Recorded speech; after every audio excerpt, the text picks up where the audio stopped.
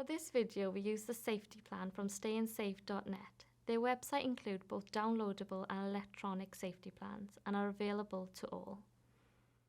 As part of the World Suicide Prevention Day campaign, Creating Hope Through Action, myself, Maria from Somerset NHS Foundation Trust, will be talking to Rachel from Second Step about how to create a safety plan and the importance of this seemingly simple tool.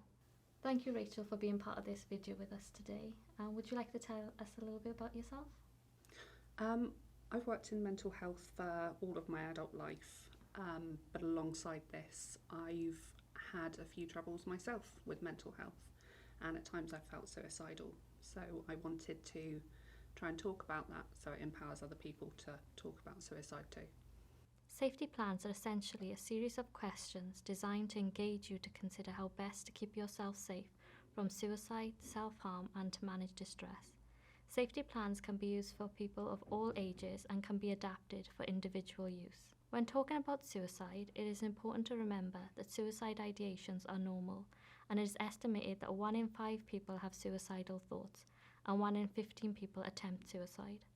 Proactively creating a safety plan is an effective intervention for reducing suicide risk for yourself, your colleagues, and your patients. As we often struggle to decide the next best steps during times of distress, creating a safety plan when you are in a calmer mindset can help you more easily find the support you need when you are distressed. After watching this video, you should hopefully feel better equipped to support yourself, your colleagues, your patients, and anyone else in creating a safety plan that works for the individual. When we are having suicidal thoughts, we should focus on getting through right now. As a way to hold on to hope, we may wish to remind ourselves about our connection to life. Through listening to music or using pictures of people that matter, nature, pets, or even ambitions for the future, we can place these in a hope box or have them placed in various areas of our surroundings to remind ourselves about why we want to stay alive. What do you use as your connection to life? My connection to life comes from other people, so the people I love and care about, because sometimes my connection to life isn't for myself, because that value isn't there for me, but I get a lot of value through other people and how I interact with them. And what are some of the strategies you use when you are experiencing suicidal thoughts? When I feel suicidal, I feel really overwhelmed, and nothing else seems to register apart from doing really basic things. So it could just be making myself some food or washing my hair. But I find it really therapeutic to do the practical things that keep myself busy. So whether that's moving around or engaging in one of my hobbies, and sometimes just something that brings you back into that moment. Because when you feel suicidal, you either worry about things that are going to happen in the future, and that's overwhelming, or you think about things in the past that are really horrible. So just things that make you here. Keeping our environment safer can reduce the likelihood of acting on our suicidal thoughts and consider ways to improve your safety. This might mean something as simple as keeping a limited amount of medication to hand and the rest with someone you trust, or even asking for a shorter prescription from your GP. What techniques or strategies have worked for you in the past? Talking. Using the word suicide and trying to be really honest, even though it's incredibly uncomfortable. Making use of services that are out there. There's some amazing resources across Somerset. I've used Mindline, and I know that when I speak to someone from services like that, there's no judgment. You aren't made to feel bad or wrong for feeling like you don't want to be here anymore or feeling hopeless. And they understand that sometimes it's not about dying, it's just about making it want to stop and recognising that that's okay to feel that way if you've got some really bad things going on. Using coping strategies such as mindfulness has been proven to help us be more aware of our triggers to suicidal thoughts and help us manage and navigate these difficult feelings, allowing us to better manage our stress. As an NHS staff member, you can access support through the app Shiny Minds that allow you to access masterclasses specific to your needs. Using strategies such as these can also help with emotional regulation. And what are some of the things you do to lift or calm your mood when you are distressed? I spend time with my son, He is the best mental health therapy I think I've ever had. And also I speak to people that I trust. So I've spoken to the community mental health team or home treatment team, and they've always been really compassionate. And when I've done that basic stuff to make myself feel a bit better and validate those thoughts, I'll then try and do something for me as well. And it doesn't have to be the self-care in normal traditional forms of making yourself a bubble bath or going to get your nails done. It's just about creating a space for yourself that you don't feel the need to regularly escape from. Consider activities that you enjoy that can keep you busy and distract you from your suicidal thoughts. Activities such as exercising, baking, listening to music or watching TV are often useful, but these can be any activity that you enjoy doing. And what are some of the distraction techniques you like to use when you are experiencing thoughts of suicide? Time. Buying myself time, even if it's second to second or minute to minute. I find that really helpful, and even if I'm timing physically, still being present, I find that really helpful.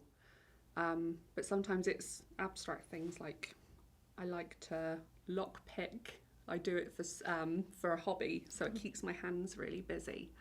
Or I listen to music really, really loudly. Or I used to go out and ride a motorbike, and sometimes it's just about taking yourself out of that space. And distraction is different for everyone. We're not always going to have the same interests. It's really personal.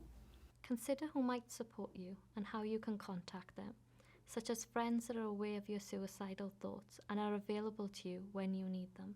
There are also text helplines such as Shout, Hopeline UK and Samaritans for days when picking up the phone can be challenging. Sharing your safety plan with trusted others can help them encourage you to follow your safety plan. And who are some of the people you rely on now or in the past when you have experienced suicidal thoughts? So when I first came to Somerset, I was feeling really suicidal, and I got referred to the NHS mental health services. And I built up an amazing, trustful relationship with the person that was providing support and care. And they helped me stay alive. I don't think I would be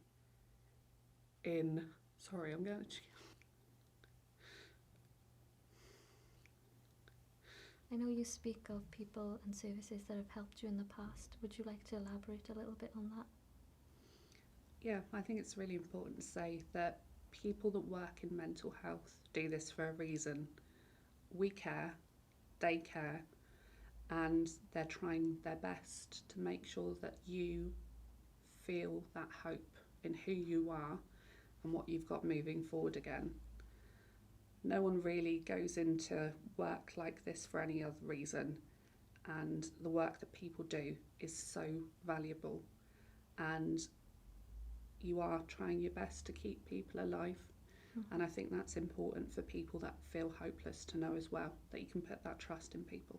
So the people I rely on now are the people that have the most presence in my life, and that's normally around work. I have to be really honest with the people that supervise me, but also the people in my personal life as well. So my boyfriend, my mum, my friends, they're an amazing support. And even if I'm not putting across all of those dark thoughts, just having enough space to say I'm actually not all right is really empowering.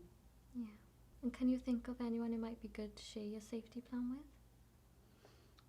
People that you feel that you have that trust in, and people that you know will be there legitimately.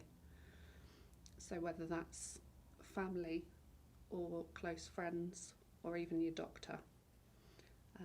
I don't think that doctors are used often enough sometimes, but they are the people that are there very often and can support you through things. Consider professionals that are aware of how you feel, such as your GP. Remember to note their opening times and contact information. Ensuring you have this information when you are in a good headspace can reduce your distress and make your support more easily accessible when you need it. Remember, there are lots of helplines available for support. The Colleague Support Service is one such helpline for people working within the NHS and health and social care employees and volunteers across Somerset. You can contact us from Monday to Sunday from 9 a.m. to 5 p.m.